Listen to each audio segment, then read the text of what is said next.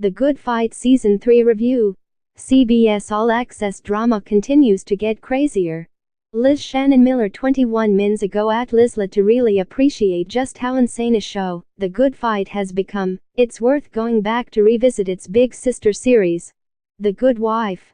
The CBS legal drama, which ran for 7 seasons beginning in 2009, was notable for being the last broadcast drama to be nominated for Emmys. Its status as a CBS series meant that it never had the buzz of Mad Men or Breaking Bad during its time. But the courtroom shenanigans that revolved around Alicia Florrick, Julianna Margulies, as she returned to the workplace and, year after year, grew more deeply drawn into the nexus of Chicago politics and legal technicalities. While Good Wife was extremely serialized for its time and network, creators Robert and Michelle King were still making 22 episodes a. One of its small pleasures was the recurring cast of judges observing each case, which included some stunning guest stars including David Paymer, Dominic Chianese, Gasteyer, Joanna Gleason, and Bebe Neuwirth. Good Fight, meanwhile, it's on another planet. In many ways, The Good Fight looks a lot like The Good Wife. The many returning cast members, the same high-gloss look at the legal world. But the Kings, increasingly unrestrained from their broadcast roots, have taken the opportunity to, much like in their opening credit sequence, explode what a show like this can be like.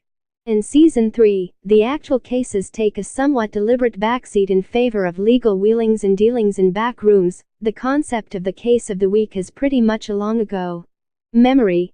It remains centered around the lawyers working at a Chicago law firm, though a notable choice was letting Diane Lockhart, Christine Baranski, make a new start at a film historically staffed by black lawyers, which dramatically increased the show's opportunity for stories about race, a thread that continues throughout the first 4 episodes of the season.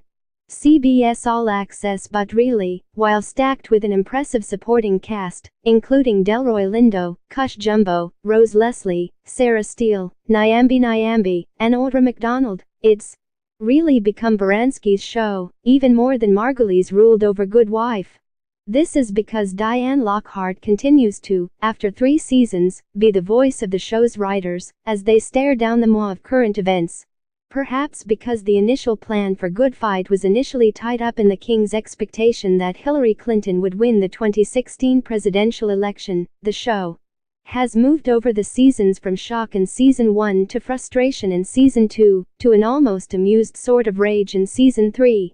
More than once on The Good Wife, Diane actively campaigned within the system to become a judge. Now, she's an active freedom fighter rejecting the mainstream status quo.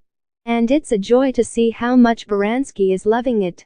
The only real danger to Baranski's dominance over the series is new guest star Michael Sheen, who continues to demonstrate his massive range in developing characters here. He's an insane force of chaos who brings rich moments of humor and terror.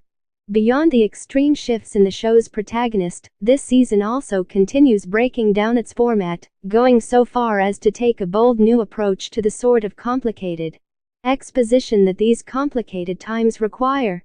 Each episode so far contains a breakout, The Good Fight short that functions like last season's popular favorite animated guide to impeachment.